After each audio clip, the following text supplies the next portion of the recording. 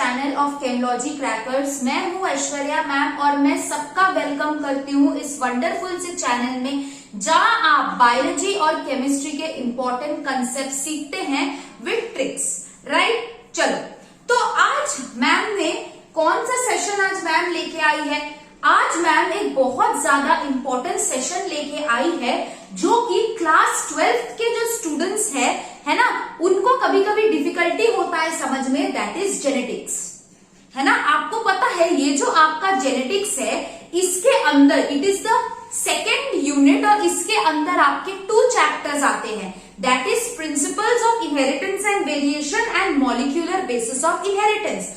तो हम जब आज जेनेटिक्स स्टार्ट करेंगे it means that we will start with the chapter of principles of inheritance and variation. बहुत सारे बच्चे हैं जो मुझे रिक्वेस्ट किए थे कि मैम आप एक जेनेटिक्स का वीडियो डाल दीजिए, हमारे लिए हेल्पफुल होगा। तो मैं आज जो है जेनेटिक्स का वीडियो लेके आपके साथ आई हूं, ठीक है। और मैं प्रॉमिस करती हूं कि मैं आपको ये पूरा जेनेटिक्स इतना सिंपल तरीके से समझाऊंगी कि आप कभी नहीं भूलोगे, है ना। Genetics itself is a very interesting chapter, लेकिन क्या होता है बच्चों को ये समझ में नहीं आता है। पूरे बायो से जो भी हम चीजें बायो में पढ़ते हैं, पूरे बायो में ये थोड़ा डिफरेंट होता है। इसमें समझने के लिए और प्रैक्टिस करने के लिए बहुत कुछ है।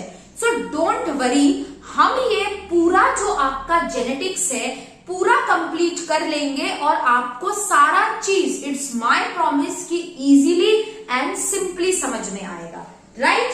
चलो, तो आज हम लोग स्टार्ट करते हैं जेनेटिक्स। लेकिन जेनेटिक्स स्टार्ट करने से पहले हमें इस चैप्टर में कुछ इंपॉर्टेंट टर्मिनोलॉजीज, कुछ इंपॉर्टेंट कॉन्सेप्ट्स उसको समझना पड़ेगा, ठीक है।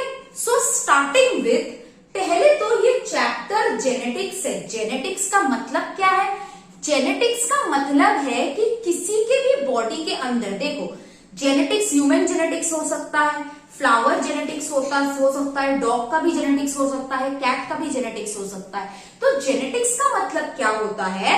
जेनेटिक्स का मतलब होता है कि किसी के बॉडी में किस तरीके का जेनेटिक वेरिएबिलिटी प्रेजेंट है, यानी कि पेरेंट से जो ऑफस्प्रिंग आ रहा है, पेरेंट से जो ऑफस्प्रिंग आ रहा है, पेरेंट से ऑफस्प्रिंग कितना डिफरेंट है, बॉडी में कौन कौन से जीन्स है जो कैरेक्टर एक्सप्रेस कर रहे हैं। तो हर किसी के बॉडी का जेनेटिक्स अलग अलग होता है, इट इज द वेरिएबिलिटी, ठीक है। सबके बॉडी के अंदर जेनेटिक मटेरियल है लेकिन सबका जेनेटिक मटेरियल सेम नहीं है।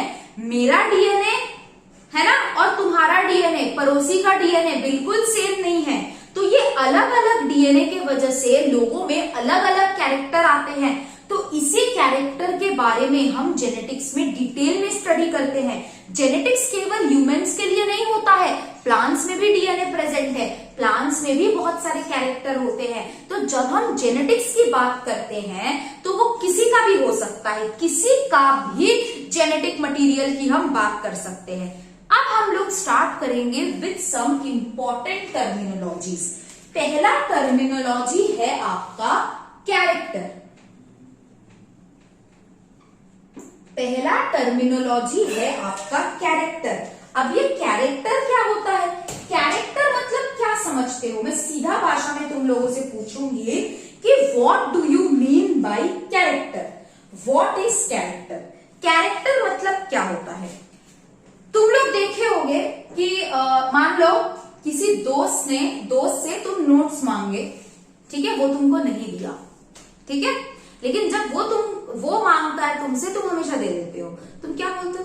यार इसका कैरेक्टर कैसा है ना, कंजूस है ये, बोलते ना कंजूस, है ना, कैसा है ये, खाऊ है, दिन भर खाता रहता है, खाओ। तो तुम किसी के बारे में बोल रहे हो। तो कैरेक्टर क्या है? किसी के बारे में जो चीज हम बाहर से देख सकते हैं उसको हम कैरेक्टर बोलते हैं। कैरेक्टर मतलब क्या है? जो चीज हम बाहर से देख सकते हैं किसी के अंदर और उसको हम डिस्क्राइब कर सकते हैं, ठीक है। कैरेक्टर क्या होता है? मान लो तुम ऐसे बोलते हो, अरे बाप रे ये कितना लंबा है ना, ये कितना छोटा है। ये जो लंबा, ये जो छोटा, ये कौन सा कैरेक्टर है? ये है आपका हाइट, है ना। आप बाहर से क्या चीज देख रहे हो, आप किसी पर्सन का हाइट देख रहे हो। मान लो तुम्हारे 3 दोस्त है, किसी का आंख का कलर ब्राउन है, किसी का आंख का कलर ब्लू है, किसी का आंख का कलर ब्लैक है। तो तुम उस फ्रेंड्स में अपने क्या देख रहे हो, कौन सा चीज देख रहे हो, आई का कलर, है ना। तो कैरेक्टर मतलब क्या है, कैरेक्टर का मतलब है फीचर ऑफ एन इंडिविजुअल, जो हम देख सकते हैं। कैरेक्टर मतलब क्या है, it is the feature of an individual. Feature of an individual में क्या क्या आ सकता है, हाइट। पहला तो हाइट, कितना हाइट है उसका, कितना लंबा है वो, कितना छोटा है वो, हाइट। दोस्तों का एग्जाम्पल क्या दिखा था तुमको, एक्सटर्नली क्या दिख रहा है अपने दोस्तों में, कि उसके आई का कलर क्या है। तो आई का कलर क्या है, कैरेक्टर, ठीक है। दूसरा क्या है, अरे बाप रे, इसके बाल तो ब्राउन कलर के हैं, लेकिन इसका बाल ब्लैक कलर का है। क्या देख रहे हो तुम, हेयर का कलर। तो क्या हेयर का कलर कैरेक्टर है, बिल्कुल, हेयर कलर, ठीक है। कभी कभी हम लोग ये भी बोल देते हैं कि अच्छा इसका स्किन कलर ऐसा है, ये उससे गोरा है ना, ये उससे ऐसा है। लेकिन हमें ये सब चीज किसी के भी स्किन के कलर के बारे में नहीं बोलना चाहिए, है ना, ये तो हम सबको मालूम है, ठीक है। लेकिन यहाँ पे एग्जाम्पल है जेनेटिक्स का, इसके लिए हम यहाँ पे बोल देते हैं स्किन का कलर। क्लियर है यहाँ तक, what is this, this is the colour of the skin, ठीक है। अब आगे हम क्या पढ़ेंगे, ये जो आपका हाइट है, ये जो आपका आई कलर है, ये जो आपका हेयर कलर है, ये जो आपका स्किन कलर है, ये सब क्या है, ऑल दीज आर कैरेक्टर्स। क्या है, कैरेक्टर, जो हम एक्सटर्नली एक इंसान में देख सकते हैं, एक्सटर्नली बाहर से हम देख सकते हैं और फिर हम उसको डिस्क्राइब कर सकते हैं, ठीक है। समझ में आया, हाँ या ना। चलो अब जब हम बोल रहे हैं हाइट, हाइट का मतलब क्या क्या हो सकता है, ये तो बहुत लंबा है, ये तो बहुत ही छोटा है, ये तो छोटा है, इस तरीके से हम बोलते हैं ना। कभी अगर हम किसी के हाइट के बारे में बात करें तो हम कैसे बोलते हैं, ये बहुत लंबा है, ये बहुत ज्यादा छोटा है। तो कैरेक्टर हमारा कौन सा है, कैरेक्टर है हमारा हाइट। लेकिन आपका जो हाइट है ये टॉल भी हो सकता है, ये शॉर्ट भी हो सकता है। तो ये टॉल और शॉर्ट को हम क्या बोलते हैं, हम बोलते हैं ट्रेट। हम क्या बोलते हैं, trait. Different types of characters are known as trait. Character क्या है, फीचर ऑफ एन इंडिविजुअल, जो हम एक्सटर्नली देख सकते हैं। ट्रेट क्या है, types of character. What is trait, trait is types of character. Types of character को हम ट्रेट बोलते हैं, ठीक है। नेक्स्ट कैरेक्टर क्या है हमारा, आई कलर, है ना, आंखों का कलर क्या है, what is the I colour. I colour क्या क्या हो सकता है, ब्लैक हो सकता है, ब्राउन हो सकता है ना, ब्लू भी हो सकता है। तो ये क्या है, ब्लैक, ब्राउन, ब्लू, ये सब क्या है, ये सब है ट्रेट। क्या है ये, ट्रेट, ठीक है। What is trait, trait is different forms of character, different types of eye colour, ठीक है। आई कलर कैरेक्टर है, आई कलर के जो टाइप्स है उसको हम क्या बोलते हैं, trait. Next example, hair colour. Hair colour किसी का ब्लैक हो सकता है, किसी का ब्राउन हो सकता है, ब्लू तो किसी का हेयर कलर नॉर्मली होता नहीं है, वो डाई करवा लेते हैं ना। तो हेयर कलर जो है ब्लैक हो सकता है, ग्रे हो सकता है, ब्राउन हो सकता है। तो मान लो हेयर कलर ब्लैक है और मान लो ब्राउन है, तो ये ब्लैक और ब्राउन क्या है, black and brown are traits. Black and brown क्या होता है, ये ट्रेट्स होते हैं। मतलब black and brown are different types of hair colour, different types of hair colour. Hair colour क्या है, character. Different types of hair colour क्या है, ट्रेट, ठीक है। समझ में आया सबको। सो कैरेक्टर क्या होता है, जो हम बाहर से देख के किसी पर्सन को डिस्क्राइब करते हैं। एंड जब हम डिस्क्राइब कर रहे हैं हम तब डिफरेंट वर्ड्स यूज कर रहे हैं, लंबा, छोटा, मोटा। तो ये सब जो है लंबा, छोटा, ये सब क्या है आपका ट्रेट। ठीक है, character, eye colour, hair colour are characters, लेकिन types of hair colour, types of eye colour, types of height, they are trait. I hope आपको समझ में आया ये कैरेक्टर और ट्रेट क्या होता है। अब जेनेटिक्स के भाषा में इस ट्रेट को हम बोलते हैं फिनोटाइप। ट्रेट क्या होता है? फिनोटाइप। बायो के भाषा में ट्रेट को हम क्या बोलते हैं? Phenotype. What is phenotype? It is the traits, the feature, the types of character. Okay, trait को हम फिनोटाइप बोलते हैं। अब आपके ये जो ट्रेट्स हैं, ये सब क्या होता है? ये सब होता है आपका इनहेरिटेड। आपके जितने भी ट्रेट्स है, black, brown, blue, tall, short, ये सारे क्या होते हैं? इनहेरिटेड होते हैं। कहां से इनहेरिटेड होते हैं? Inherited from parents to offspring. आप याद रखिए, ये सब हम सब कुछ डिटेल में पढ़ेंगे। आपका जो ट्रेट है ना, कितना लंबा है, कितना छोटा है, ये सब क्या है? They are all inherited. Inherited मतलब पेरेंट्स से ऑफस्प्रिंग में ये सब इनहेरिट हुआ है। ठीक है, आई होप सबको क्लियर है। अब ये इनहेरिट कौन करवाता है? अब हम लोग आएंगे इनहेरिट कौन करवाता है। ये जो हम बार बार बोल रहे हैं कि ब्लैक कलर पेरेंट्स से ऑफस्प्रिंग में आया है, आया कैसे? कौन इसको लेके आया? इनहेरिटेंस कैसे होता है? अब हम धीरे धीरे सारे क्वेश्चनों का लिंक फॉर्म करेंगे। भाई, ये इनहेरिटेंस कैसे हुआ?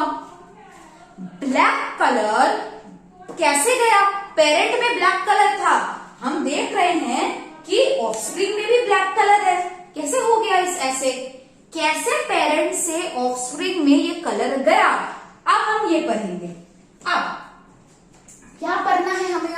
हमें अब इनहेरिटेंस होता कैसे है, इसको पढ़ने के लिए हमें जानना है क्रोमोसोम क्या होता है, क्रोमैटिड क्या होता है, क्रोमैटिन क्या होता है, डीएनए क्या होता है, जीन क्या होता है, क्या होता है, ये सब ये हम पढ़ेंगे। अब पहले मैं शुरुआत करती हूं डीएनए से। डीएनए जो है क्या है? What is DNA? पहली बात अगर मैं पूछूं कि डीएनए क्या होता है, व्हाट इज डीएनए, तुम बोलोगे मैम डीएनए जो है ये जेनेटिक मटेरियल होता है ना? डीएनए क्या होता है? ये जेनेटिक मटेरियल होता है ना? नंबर 1। नंबर 2, इसका फुल फॉर्म बोल दोगे तुम लोग मेरे को, डीऑक्सीराइबोन्यूक्लिक एसिड, है कि नहीं? इसका फुल फॉर्म बोल दोगे तुम लोग मेरे को, डीऑक्सीराइबोन्यूक्लिक एसिड। थर्ड, तुम बोलोगे मैम ये डीएनए ही तो है जो एक जेनरेशन से दूसरे जेनरेशन में जा रहा है। मतलब तुम मेरे को बोलोगे मैम ये जो इसके अंदर जो ब्लैक कलर आया, बच्चे के अंदर जो पेरेंट से ब्लैक कलर आया, ये इस वजह से आया क्योंकि पेरेंट से चिल्ड्रन में डीएनए का ट्रांसफर हुआ है। मैं बोलूंगी हाँ बिल्कुल, डीएनए जो है यही तुम्हारा इनहेरिट हो रहा है। ये डीएनए जो है यही तुम्हारा पेरेंट्स से ऑफस्प्रिंग में आ रहा है। लेकिन क्या ये बात सच है कि डीएनए अगर पूरा का पूरा डीएनए पेरेंट्स से ऑफस्प्रिंग में आता तो पेरेंट और ऑफस्प्रिंग तो एकदम सेम होते? लेकिन ऐसा तो नहीं है, ऐसा तो नहीं होता है। तो वाकई क्या डीएनए इनहेरिट होता है? नहीं, डीएनए इनहेरिट नहीं होता है। ये डीएनए पूरा का पूरा इनहेरिट कभी नहीं होता है। ये डीएनए नहीं है जो इनहेरिट होता है, वो कुछ और है जो इनहेरिट होता है, वो मैं पढ़ाऊंगी तुमको। ठीक है, तो डीएनए क्या है? It is the genetic material, it is the deoxyribonucleic acid. लेकिन ये डीएनए प्रेजेंट कैसे होता है हमारे बॉडी में? क्या किसी को कोई आइडिया है कि डीएनए हमारे बॉडी में कैसे प्रेजेंट होता है? देखो, तुम्हारा जो डीएनए है ये होता है बहुत बड़ा। ठीक है, मान लो मेरे पास अभी कुछ नहीं है, यही है, तो मैं इसी से अभी काम चलाऊंगी। ये मान लो तुम्हारा डीएनए है, ये भी डबल स्ट्रैंडेड है ना, इसको मतलब रोल कर देती हूँ तो डबल स्ट्रैंडेड जैसा लगेगा भी। ये डबल स्ट्रैंडेड डीएनए है। अब तुम्हारा डीएनए है इतना लंबा 2 फीट का, ठीक है, मान लो 2 फीट का डीएनए है, ठीक है। अब डीएनए कहाँ रहता है, तुम बोलोगे मैम न्यूक्लियस के अंदर रहता है, बहुत सुंदर, न्यूक्लियस के अंदर है। मैम न्यूक्लियस कहाँ रहता है बेटा, न्यूक्लियस सेल के अंदर रहता है। चलो देखो, ये तुम्हारा सेल है, ठीक है, इसके अंदर न्यूक्लियस है। ये सेल तो तुम्हारा छोटा होता ही है, अब उस सेल के अंदर न्यूक्लियस और भी छोटा होता है। मैं तुमको अगर बोलूंगी भाई ये जो लंबा सा डीएनए है, ये डीएनए है, इसको तुम न्यूक्लियस के अंदर रखो, तुम बोलोगे मैम रख दिया, लेकिन भाई डीएनए तो बाहर लटक रहा है न्यूक्लियस के। ऐसा होता है क्या, बाहर लटकता है क्या तुम्हारा डीएनए, बाहर लटक रहा है क्या? तुम बोलोगे मैम बाहर तो नहीं लटक रहा है, तो ये क्या हो रहा है? फिर डीएनए कैसे न्यूक्लियस के अंदर रहता है? अगर मैंने तुमको अभी बोला ये तुम्हारा लंबा सा डीएनए है, इसको तुम न्यूक्लियस के अंदर रखो, तुमने मेरे को बोला मैम रख दिया, लेकिन भाई ये बाहर लटक रहा है, अच्छे से रखो, क्या करोगे तुम इसको रोल करोगे ना, इस तरीके से तुम इसको रोल करके रखोगे ना, इस तरीके से। मैम हो गया, रख दिया, आप देखिए न्यूक्लियस के अंदर है। यही तुम्हारा डीएनए करता है। तुम्हारा डीएनए होता है बहुत लंबा, ये सेल के अंदर, न्यूक्लियस के अंदर ऐसे रोल करके रहता है, जिसको हम क्रोमोसोम बोलते हैं। समझ में आया? डीएनए कभी इस तरीके से लटकता नहीं है, डीएनए अपने रोल्ड फॉर्म में रहता है, जिसको हम क्रोमोसोम बोलते हैं। चलो इसको रख करके लिख देते हैं, ठीक है। तो तुम्हारा डीएनए जो है ये कैसे रहता है सेल के अंदर, in the form of chromosome. ये तुम्हारा लंबा सा डीएनए है और ये रोल्ड फॉर्म में रहता है तुम्हारा क्रोमोसोम। क्या क्रोमोसोम और डीएनए सेम है? सेम है, डीएनए भी वही है, क्रोमोसोम भी वही है, कोई अंतर नहीं है। थोड़ा सा अंतर है, बाद में बताऊंगी, लेकिन डीएनए ही तुम्हारा क्रोमोसोम है। अलग अलग नाम है। डीएनए जब रोल्ड फॉर्म में रहता है सेल के अंदर, उसको क्रोमोसोम बोलते हैं। Next, what is chromatin? Chromosome समझ में आ गया ना, क्रोमैटिन क्या होता है? What is chromatin? तुम लोग सब लोग सेल डिविजन पढ़े होगे 11th में, नो डाउट, सब लोग अच्छे बच्चे हो, क्रोमैट पढ़े तो होगे ही। अब क्रोमैटिन क्या होता है? डीएनए प्लस प्रोटीन का कॉम्प्लेक्स, ठीक है। क्या होता है सेल डिविजन से पहले? सेल डिविजन से पहले तुम लोगों को हमेशा से ही पता है कि न्यूक्लियस को इस तरीके से किया जाता है, ये न्यूक्लियोलस है, और इस तरीके से क्रोमैटिन मटेरियल दिखाया जाता है। क्रोमैटिन मटेरियल क्या है? क्रोमैटिन मटेरियल भी डीएनए का कंपोज्ड फॉर्म है, जो हम सेल डिविजन के पहले देखते हैं। सेल डिविजन के बिफोर डीएनए जो है प्रोटीन के साथ बाइंड होकर रहता है, जिसको क्रोमैटिन बोलते हैं। फिर जब सेल डिविजन स्टार्ट हुआ, ये क्रोमैटिन कंडेंस करके तुम्हारा क्रोमोसोम बनाता है। समझ में आया? डीएनए प्लस प्रोटीन के कॉम्प्लेक्स को हम क्रोमैटिन बोलते हैं। क्रोमैटिन कब रहता है? सेल डिविजन के पहले। सेल डिविजन के बाद क्रोमैटिन क्रोमोसोम बन जाता है। क्रोमोसोम, क्रोमैटिन सब डीएनए है, कोई अंतर नहीं है। बस डीएनए के अलग अलग फॉर्म को, जब डीएनए सेल के अंदर रोल्ड फॉर्म में, क्रोमोसोम सेल डिवीजन के स्टार्टिंग में फॉर्म हो रहा है क्रोमैटिन से। क्रोमैटिन क्या है? डीएनए ही है प्रोटीन के साथ, जो सेल डिवीजन से पहले हम सेल के अंदर देख सकते हैं। क्लियर है? What is chromosome, what is chromatin, what is DNA, ठीक है। डीएनए क्या होता है? लंबा। डीएनए को लंबा होता है, अगर इसको ऐसे ही न्यूक्लियस में रखा दिया जाए, ये बाहर लटकेगा, इसीलिए डीएनए कंडेंस कर जाता है क्रोमैटिन में। फिर ये क्रोमैटिन क्रोमोसोम फॉर्मेशन कम करता है आफ्टर सेल डिवीजन।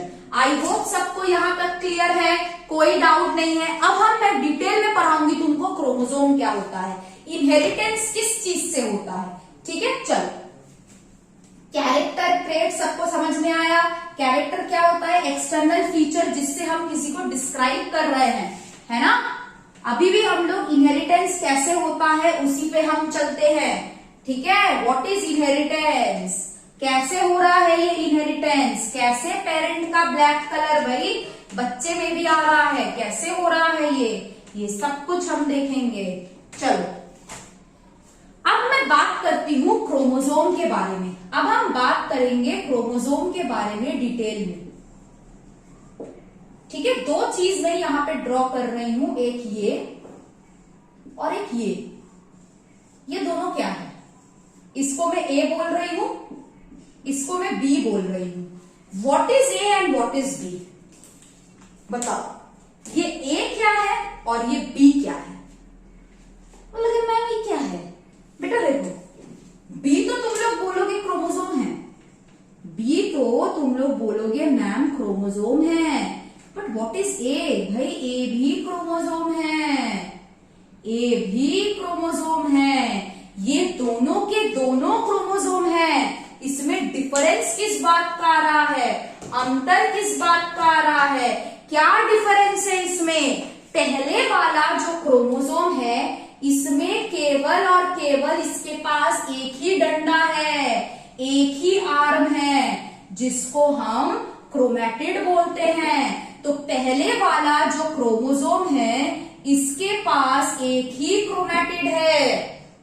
दूसरा वाला भी क्रोमोसोम है, लेकिन ये कैसा क्रोमोसोम है? इसके पास दो क्रोमैटिड है। और ये जो है तुम्हारा जो दूसरा वाला जो क्रोमोसोम है ये हम सेल डिवीजन में देखते हैं जब क्रोमोसोम एस फेज में रेप्लिकेट होता है। कब देखते हैं? क्रोमोसोम जब रेप्लिकेशन होता है इसका एस फेज में। Doubling of chromosome, duplication of chromosome हम इसको बोलते हैं। क्रोमोसोम का डुप्लीकेट होना मतलब ये नहीं है एक क्रोमोसोम से दूसरा क्रोमोसोम बन गया। डुप्लीकेशन ऑफ क्रोमोसोम का मतलब है कि इसमें एक सिस्टर क्रोमैटिड था, अब इसमें दो सिस्टर क्रोमैटिड हो गए हैं। सो डुप्लीकेशन या फिर रेप्लिकेशन में क्रोमोसोम का नंबर इंक्रीज नहीं होता है। Chromosome number do not increase, बल्कि क्या होता है? क्रोमैटिड बढ़ जाता है, क्रोमैटिड्स में चेंज आता है, याद रखना, है ना। ये भी एक क्रोमोसोम है, ये भी एक क्रोमोसोम है। डिफरेंस क्या है? इसके पास एक ही डंडा है, एक ही आर्म है, उस आर्म को हम क्रोमैटिड बोलते हैं। दूसरे वाले क्रोमोसोम में दो डंडे हैं, वो भी क्रोमोसोम है। अब तुमको अगर कोई ऐसे ही बोल दे कि कैसे फाइंड करोगे? नंबर ऑफ क्रोमोसोम्स, है ना, number of chromosomes is equal to number of centromere. अब ये सेंट्रोमियर क्या है?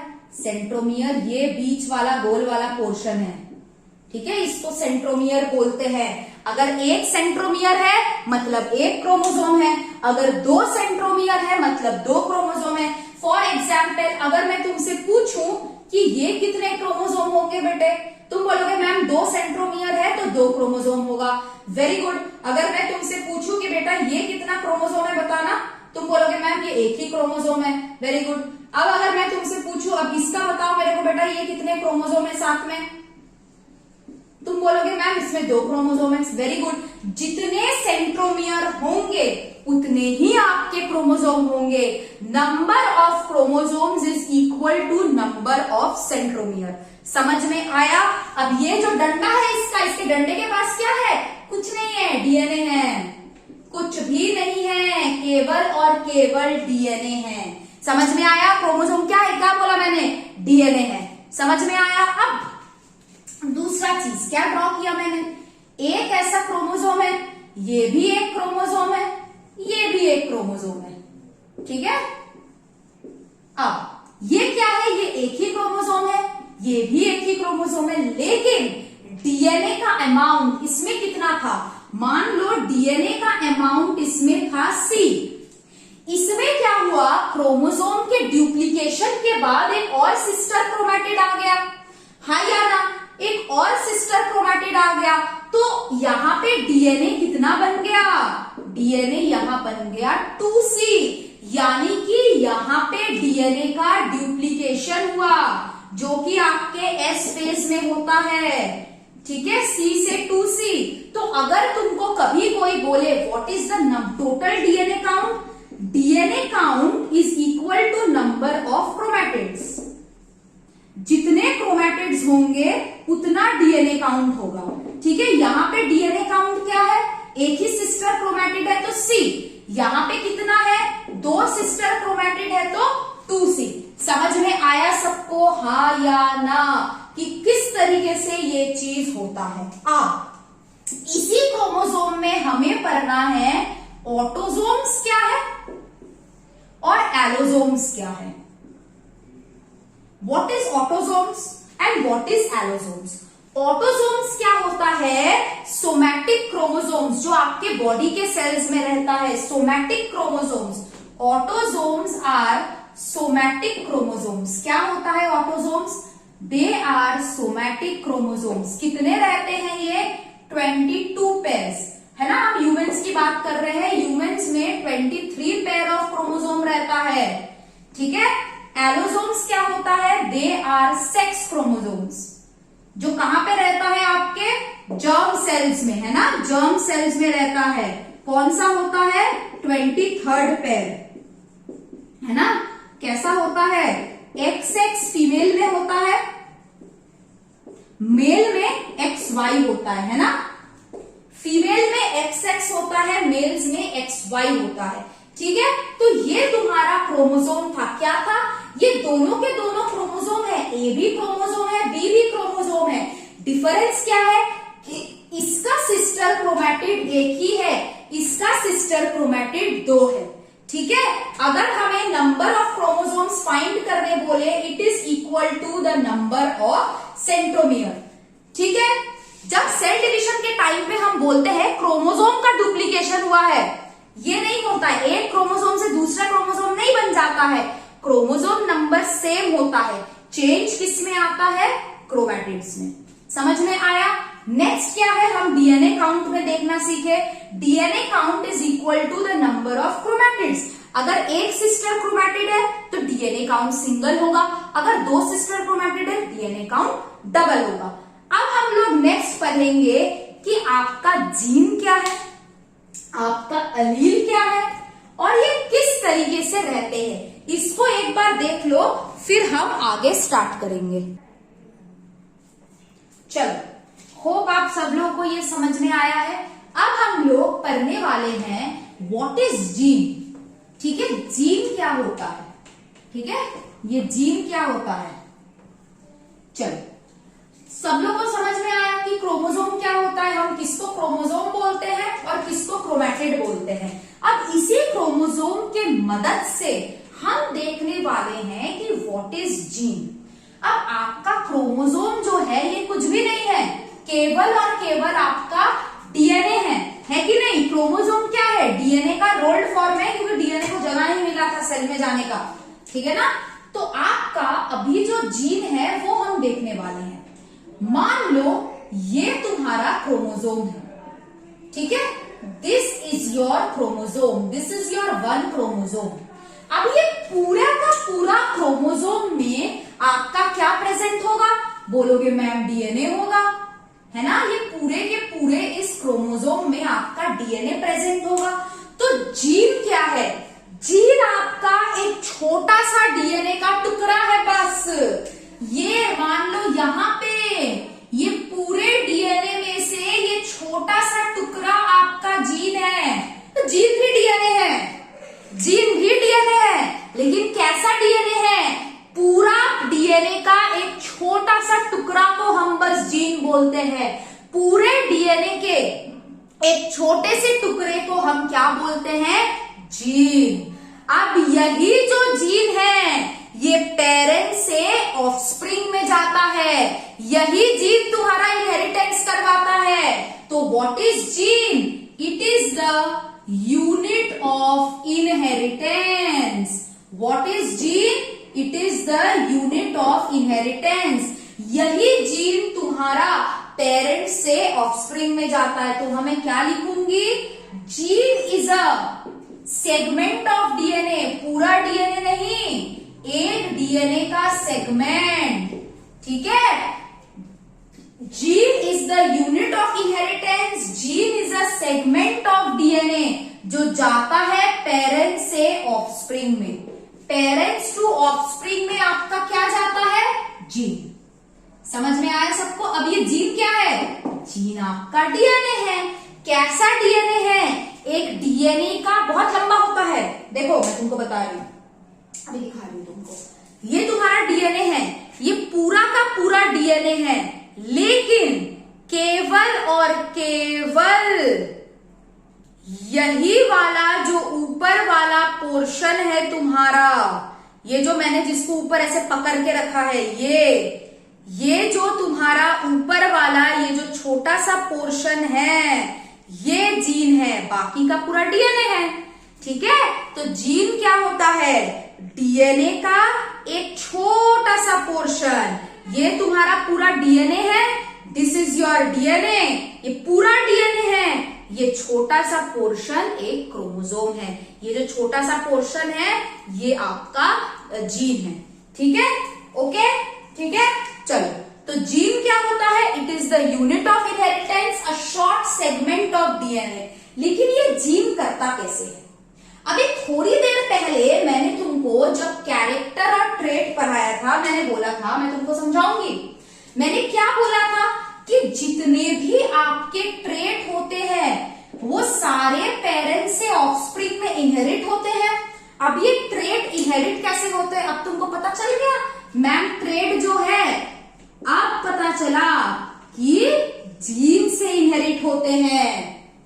तो जो क्वेश्चन मैंने पूछा था कि इनहेरिटेंस होता कैसे है, ये तो अब तुम लोगों को समझ में आ गया कि जीन के वजह से इनहेरिटेंस होता है। लेकिन अभी भी एक क्वेश्चन अटका हुआ है कि होता कैसे है, हाउ, कैसे ये छोटा सा डीएनए, ये छोटा सा जीन बता सकता है टॉल को, ये छोटा सा जीन जो है ये शॉर्ट बना सकता है किसी को, इस जीन के वजह से किसी के बाल काले हैं, इस जीन के वजह से किसी के आंख का कलर ब्राउन है। कैसे करता है ये जीन, हाउ, देखते हैं। जीन आपका डीएनए है कि नहीं? जीन क्या है? आपका डीएनए। ये जीन जो है ये आपका आरएनए बनाता है। ये आरएनए जो है ये आपका प्रोटीन बनाता है। तो जीन जो है किसी को लंबा, किसी को छोटा, किसी का हेयर कलर ब्लैक, किसी का हेयर कलर ब्राउन, किसी का आई कलर ब्लैक, किसी का आई कलर ब्राउन, किस वजह से कर रहा है? ये प्रोटीन के वजह से कर रहा है। जीन अपने आप को एक्सप्रेस कैसे कर रहा है? प्रोटीन से। ये जो आपका जीन है ये टॉल बना रहा है, किसी को शॉर्ट बना रहा है, किसी के बाल काले हैं, किसी के आंख ब्राउन है। ये कौन करवा रहा है? मैम आपने बोला है जीन करवा रहा है, लेकिन जीन करवा कैसे रहा है? जीन अपने आप को प्रोटीन में कन्वर्ट कर लेता है। जीन क्या कर लेता है? अपने आप को प्रोटीन में कन्वर्ट कर लेता है ताकि जीन एक्सप्रेस हो पाए, ताकि जीन एक्सप्रेस होके ये सब कैरेक्टर्स को अंजाम दे पाए। तो ये सब कैरेक्टर्स जो इनहेरिट हो रहे हैं ये आपके एक्सप्रेशन ऑफ जीन के वजह से इनहेरिट हो रहे हैं। ठीक है, अब आपका जीन डीएनए से जब आरएनए बनता है इसको हम ट्रांसक्रिप्शन बोलते हैं प्रोसेस को। आरएनए से जब प्रोटीन बनता है इसको हम ट्रांसलेशन बोलते हैं। ठीक है, तो आपका जो जीन है ये प्रोटीन अगर बनाया, अच्छे से सुनना, अगर जीन तुम्हारा प्रोटीन बनाया, अगर जीन अपने आप को एक्सप्रेस करने के लिए प्रोटीन बनाया तो लंबी, अगर जीन अब प्रोटीन नहीं बनाया, अपने आप को एक्सप्रेस नहीं किया, शॉर्ट।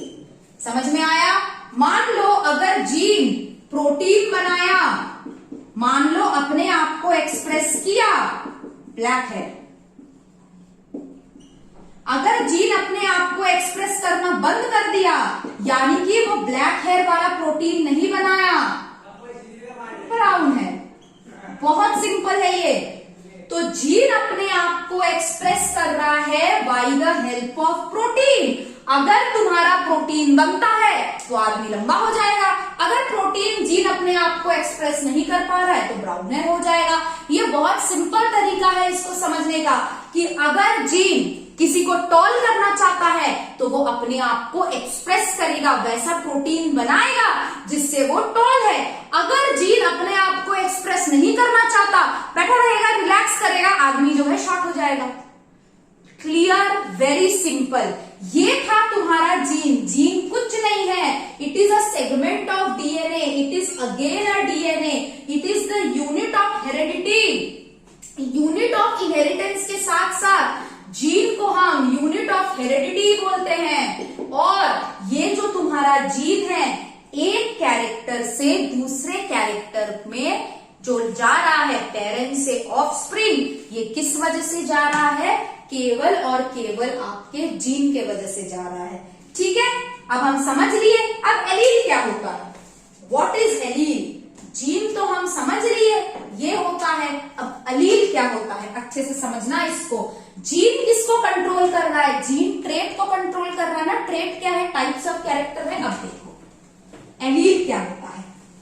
जीन अपने आप को कैसे एक्सप्रेस कर रहा है? प्रोटीन के थ्रू एक्सप्रेस कर रहा है। किसको कंट्रोल कर रहा है?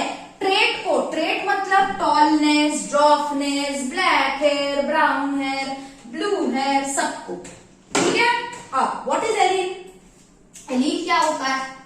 देखो व्हाट इज एलील। अब एलील क्या होता है? एलील को समझने से पहले हमें यह समझना जरूरी है कि ह्यूमन बॉडी में 46 क्रोमोसोम प्रेजेंट है कि नहीं? ह्यूमन बॉडी में 46 क्रोमोसोम्स प्रेजेंट है, यानी कि 23 पेयर्स ऑफ क्रोमोसोम प्रेजेंट है। मतलब अगर मैं क्रोमोसोम नंबर 1 की बात करूं, हर क्रोमोसोम को एक नंबर दिया जाता है अकॉर्डिंग टू इट्स साइज। ठीक है। क्रोमोसोम नंबर 1 की अगर मैं बात करूं तो क्रोमोसोम नंबर जो है ये एक नहीं, ये क्रोमोसोम नंबर रहते हैं पेयर में। कैसे रहते हैं? आपके पेयर में। तो तुम्हारे बॉडी में कोई भी क्रोमोसोम है वो हमेशा एक नहीं रहते हैं, बल्कि पेयर में रहते हैं। ठीक है। कैसे रहते हैं? पेयर्ड कंडीशन में। इस पेयर्ड कंडीशन को हम क्या बोलते हैं? डाइप्लॉइड कंडीशन, यानी कि 2n कंडीशन। मान लो मैं क्रोमोसोम नंबर 18 की बात करूं। क्रोमोसोम नंबर 18 भी आपके 2 पेयर्स में प्रेजेंट होते हैं, है ना? 2 पेयर्स में प्रेजेंट होते हैं। ये 2 पेयर आए कहां से? 2 पेयर में क्यों प्रेजेंट होते हैं? Why 2 pair? 2 पेयर में प्रेजेंट होते हैं क्योंकि पेरेंट से ऑफस्प्रिंग में आते टाइम इसके वजह से ये 2 पेयर प्रेजेंट होते हैं। बोलोगे मैम कैसे? अच्छे से देखो। मान लो मेल है ना, और फीमेल है। ओके, हम सबको पता है रिप्रोडक्शन तो होता है। मेल क्या प्रोड्यूस करता है? स्पर्म। फीमेल क्या प्रोड्यूस करता है? एग। लेकिन स्पर्म और एग कैसे होते हैं? हैप्लॉइड, यानी कि इनमें क्रोमोसोम नंबर ऐसे पेयर में नहीं प्रेजेंट होते हैं। स्पर्म और एग अलग कैसे निकल गया? क्योंकि इसमें मियोसिस हो गया, है ना? इसमें मियोसिस हो गया। ये तुम्हारा डाइप्लॉइड कंडीशन है। अगर तुम्हारा क्रोमोसोम नंबर 1 केवल सिंगल प्रेजेंट होता, क्रोमोसोम नंबर 18 केवल एक ही प्रेजेंट होता, तो हम इसको कौन सा कंडीशन बोलते? Haploid condition. ठीक है। तो मेल आपका स्पर्म प्रोड्यूस करता है, फीमेल आपका एग प्रोड्यूस करता है। स्पर्म में मान लो क्रोमोसोम नंबर 1 जो है ये है, एग में क्रोमोसोम नंबर 1 ये है। अब जब तुम्हारा जाइगोट बना, जाइगोट में क्रोमोसोम नंबर क्या होगा, पेयर्ड हो गया। ठीक है, तो क्रोमोसोम नंबर हमारे बॉडी में पेयर्ड कंडीशन में होते हैं because we get that from our mother and father. ठीक है, तो हमारे बॉडी में अभी जैसे मेरे बॉडी में अभी डाइप्लॉइड नंबर ऑफ क्रोमोसोम है। सबके बॉडी में कैसे क्रोमोसोम है, डाइप्लॉइड क्रोमोसोम। लेकिन जो आपके सेक्स क्रोमोसोम्स होते हैं, किसी के बॉडी में अगर जर्म सेल के क्रोमोसोम की हम बात करें, कैसा प्रेजेंट होते हैं, हैप्लॉइड।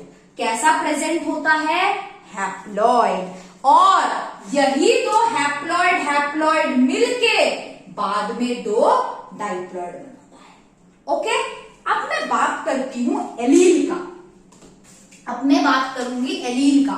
मैं मान लो क्रोमोसोम नंबर 1 है ना, हमारे बॉडी में 2 प्रेजेंट है। मैं मान लो, ठीक है, मान लो ये क्रोमोसोम नंबर 1 है, ये मेरे बॉडी में 2 प्रेजेंट है, पेयर्ड कंडीशन में प्रेजेंट है। ठीक है, अब इस क्रोमोसोम नंबर 1 में जीन तो प्रेजेंट होगा। जीन मान लो यहां पे प्रेजेंट है, इस जीन का नाम मान लो मैं ए दे रही हूं। अब यही का डुप्लीकेट कॉपी होता है दूसरा वाला, तो यहां पे भी इस जगह पे भी एक जीन प्रेजेंट होगा जिसको हम बी बोलेंगे। ये ए और बी को साथ में हम एलील्स बोलते हैं। What is alleles? Alleles gene ही होता है, एलील भी डीएनए होता है, एलील क्या होता है, एक कैरेक्टर के लिए एलील क्या होता है, पेयर ऑफ जीन्स। देख रहे हो ना, ए और बी, पेयर ऑफ जीन्स। ठीक है ना, pair of jeans which control two alternative expressions. ऐसे जीन होते हैं, पेयर ऑफ जीन्स होते हैं विच कंट्रोल ऑल्टरनेटिव एक्सप्रेशंस। कैसे, अच्छे से देखो। मान लो अगर मैं टॉलनेस की बात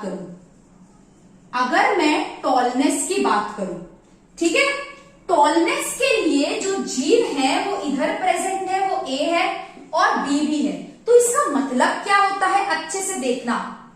मान लो टॉलनेस के लिए जो जीन है वो टी है, वो इधर प्रेजेंट है, इधर भी प्रेजेंट है। टी और टी दोनों लोगों में जीन एक्सप्रेस किया, प्रोटीन बनाया, तो इसको हम क्या बोलेंगे, टॉल।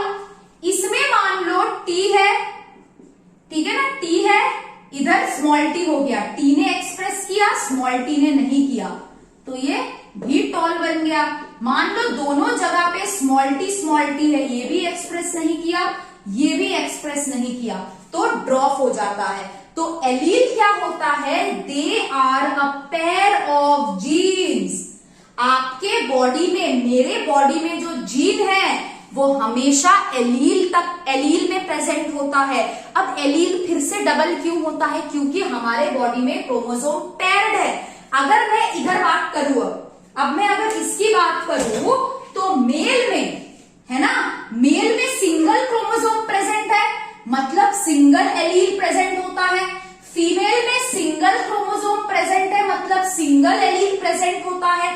लेकिन तुम अगर जाइगोट की बात करो, देखो फिर से एलील जो है 2-2 बन गया, जीन जो है 2-2 बन गया।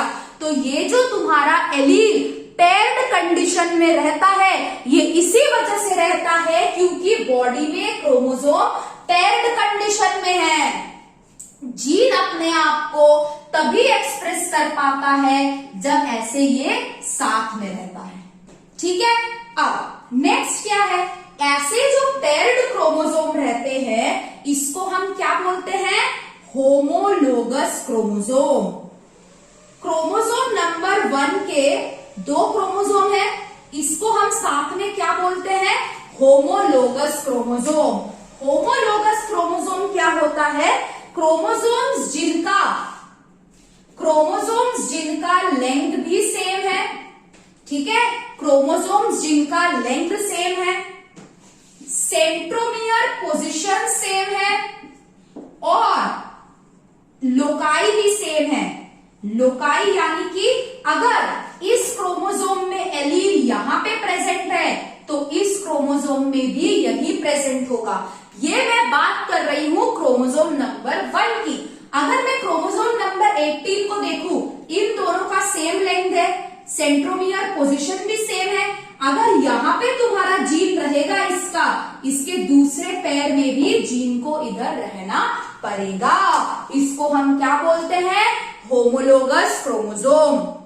और एलील को क्या बोलते हैं हम? एलील को हम कुछ नहीं है एलील, ये एक जीन का पैर है।